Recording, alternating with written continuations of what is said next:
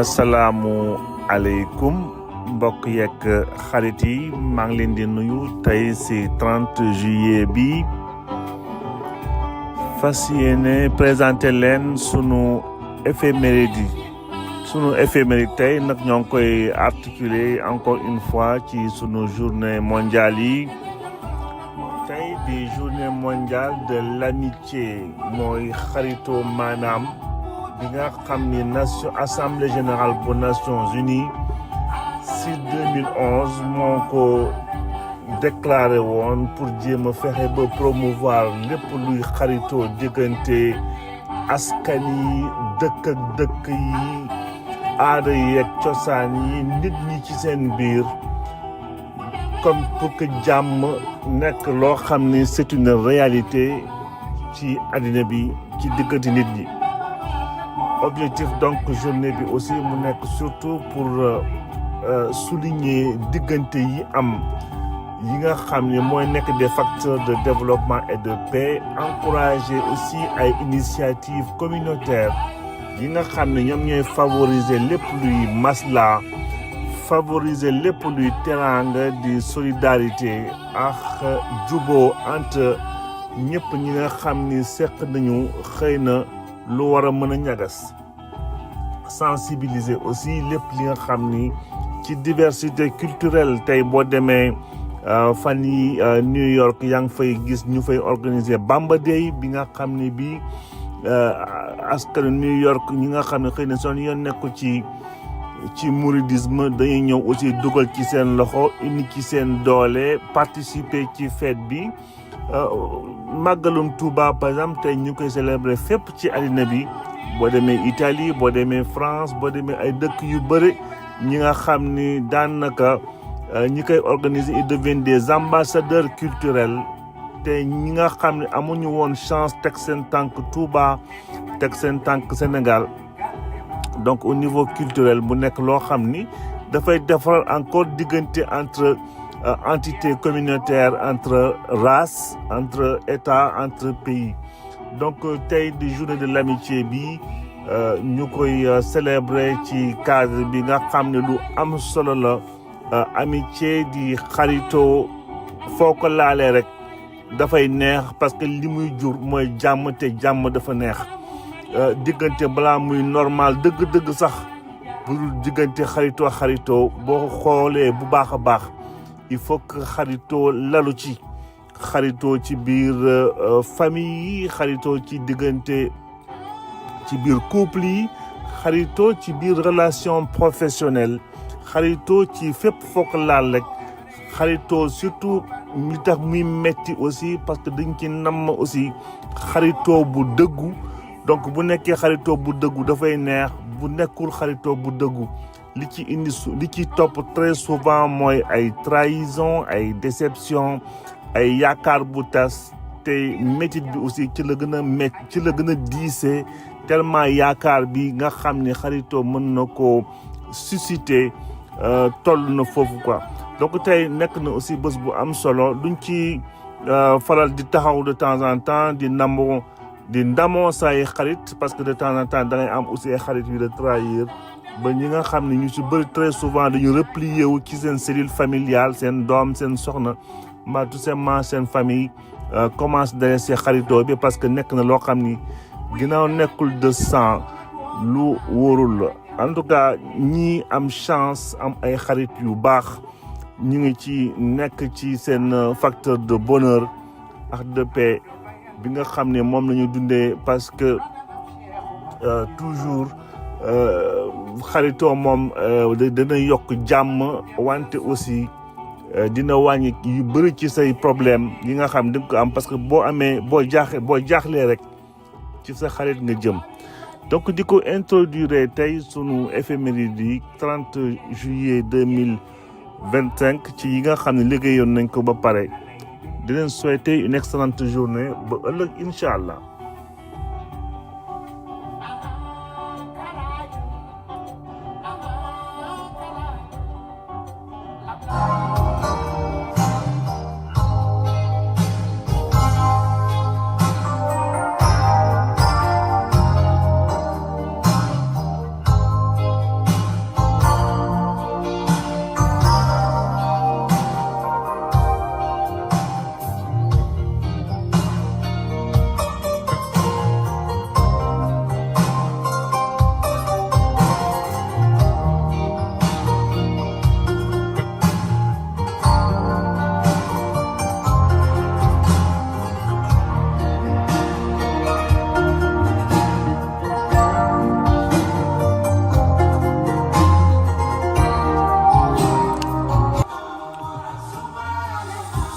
Ñetti thèmes yi tey tourné autour de la structuration de l'État après l'indépendance dikkaat ci ay jaar-jaaru Gambie on parle de opération Fodé Kaba ba ñëw di wax ci sunu ay élections législatives nar ci aussi rendre hommage kii di Ben Bass. Souvent, on parle de Senghor disant qu'il nous a bâti un État. Effectivement, sous nous 30 juillet 1964, lañ koy commencé ci organisation militaire du corps des sapeurs-pompiers. Quelques années plus tard, en 6 ans, de 30 juin 1971, pareil, création, direction de l'administration pénitentiaire. Nous ñëw ba 81 là, on parle de opération Fodé Kaba, xam ni moo nekkoon un test de virilité entre guillemets pour kii di Abdou Diouf.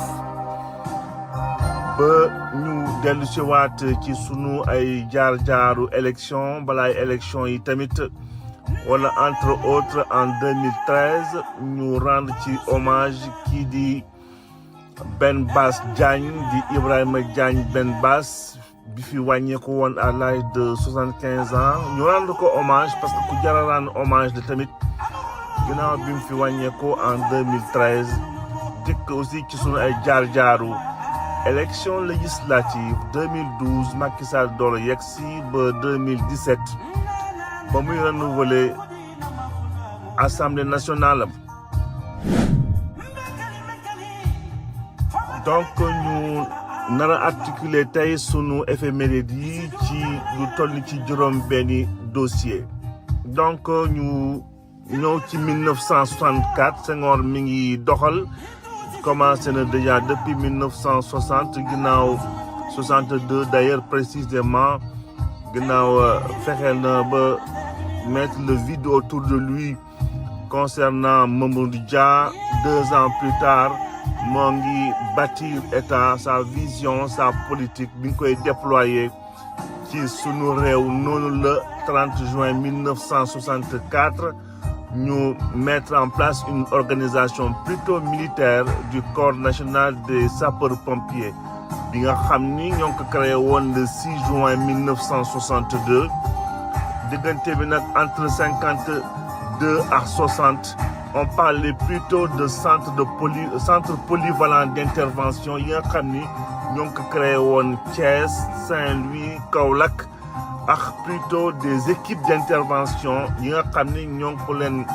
mettre sous pied foofu di Diourbel Ziguinchor ak Louga. Donc premier sapeur-pompier ci Sénégal ñoo ngi ko créé woon en 1827 ñu jógee ci sapeur-pompier ñu ñëw forcément ci sunu création ci sunu administration pénitentiaire en 1971 ñu ñëw rattaché ko ci ministère de l'Intérieur. Auparavant c'était géré par les GRS des gardes républicaines ñu mujj woon leen dissoudre en 1969 ba après création direction générale de la sûreté nationale. mbokk yi ñëw encore une fois dellu ci waat ci opération Fodé Kaba opération Fodé Kaba bi fan yële ñëwoon nañ ci wax ci après disparition wu kii di Kukoy Samba Sagna bi nga xam ni on l'a traité de tous les noms de rebelle, de terroriste, de tout ce que tu veux wante Kukoy Samba Sagna moom jàppee woon boppam rek koo xam ni kii amoon ni mu gisee woon réewam ci ay doxalinu démocratie il avait son mot à dire et il avait le droit de le dire tout simplement ba ñu dëkkal ko fi mu doon en tant que limite un grand délinquant fekk ci teel rek da engagé politiquement pour réewam donc 30 juillet 1981 dans le cadre ay accord de guerre accord de défense yi nga xam ne ñu ngi signé woon entre ñaari réew yi noonu la kii di Abdou Diouf activé opération Fodé Kaba pour ñëw sauver kii di Daouda Diawara bi nga xam ne bi dafa demoon mariage wu Prince Charles foofu ci Angleterre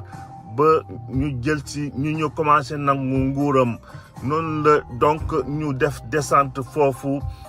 Gambie pour rétablir comme on dit entre guillemets habituellement ci sunu jamono yi l'ordre républicain donc ordre républicain boobu moo waroon a tebbi dàq Kukoy Samba Sagna pour joxaat mbir yi kii di Daouda Diawara donc mbir yi noonu la demee woon ci jamono boobu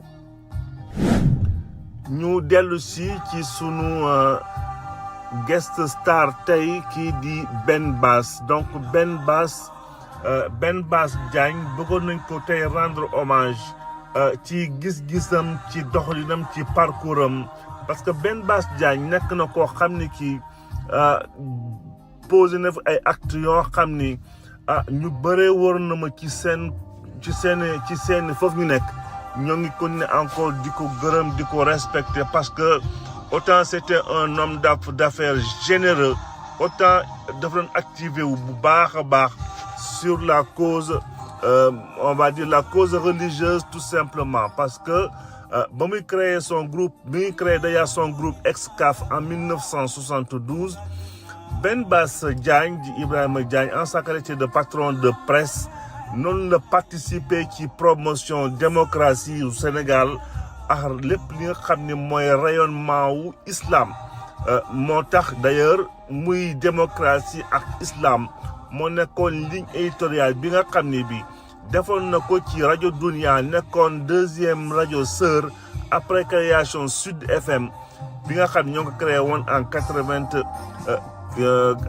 Dunia en 95 et puis surtout Sud FM si ma mémoire elle est bonne en 94 bi nga xam ne d'ailleurs Abdou Diouf moo ko ñëwoon inauguré dans le cadre de la décrispation démocratique ci sunu réew après la mise en place du code consensuel de 92 bii di Kéba Mbaye donc il fallait aussi au niveau médiatique ouvrir les choses pour laisser le peuple s'exprimer librement pour ñëwaat ci Ibrahima Diagne Ben Bass nekk un entrepreneur bi nga xam ne bi surtout xamee woon nañ ko non seulement pour discrétion wante koo xam ni ki dafa laabiroon dafa yéwénoon ci alalam te lépp li nga xam ne daawoon na ko def ci sutura ak i teraanga ñuy wax dëkkaan wala ñaata jàkkal la tabax ci sunu réew ci loo xam ne kenn yëgu ko non seulement yemul woon ci tabax ay jàkk wante tamit daawoon na dimbale église catholique ci sunu réew donc c'était quelqu'un qui était vraiment au service de la nation et des populations donc noonu la doon agir toujours discrètement ñu bëri lañ ko xamal sax xëy na ba muy génn àdduna la ko nit ñi xamal mais lépp li nga xam ne daawoon na ko def li ci ëppoon ci sutura ak teraanga la ko doon defee donc ñu xamee woon rajo Dunia aussi rajo boo xam ne bi comme ni ñuy wax macha allah kenn amul woon lenn loo xam ne rek daawoon nga ne manqué de respect amoon nañu taxawaay bu honorable ci sunu réew ba tey d'ailleurs seeni way mi continué di law donc noonu ñu wax tey ci disparition kii di Ibrahima Diagne Ben Bass à l'âge de 75 ans ñoo ngi ko fi rendre hommage pour ay jëfam ak ki xolam di ñaan borom bi fu mu ko fekk jëfam yi rafet yi mën ko fa jëriñ di jeexale sunu éphéméride di tey ci sunu ay élection législative toujours après élection présidentielle bu 2012 d'ailleurs tey le Moustapha Niasse nañ ko éliroon président Assemblée nationale bu Sénégal waroon na ñëw remplacer kii di Mamadou Seck bu parti démocratique sénégalais ñu dellu si waat en 2017 5 ans plus tard ñëw organiser seen élection bi nga xam ne bi li ci gën a métti toujours mooy le système de raw gàddu boobu moo taxoon tappalekat bii di Macky Sall fexe ba saboter le système démocratique le système électoral pare na ay liste yu dul jeex moo taxoon élection 2017 bi tappalekat yu bëri yu mel ni moom ànd ak moom créé bu lu toll ni ci ñeenti fukk liste ak juróomi ñaar pour fexe ba ñoom ñu mën a raw fu ñu rawee rek gàddu mbir ya parti de kii di Benno Bokk Yaakaar d'ailleurs ils n'ont même pas eu la majorité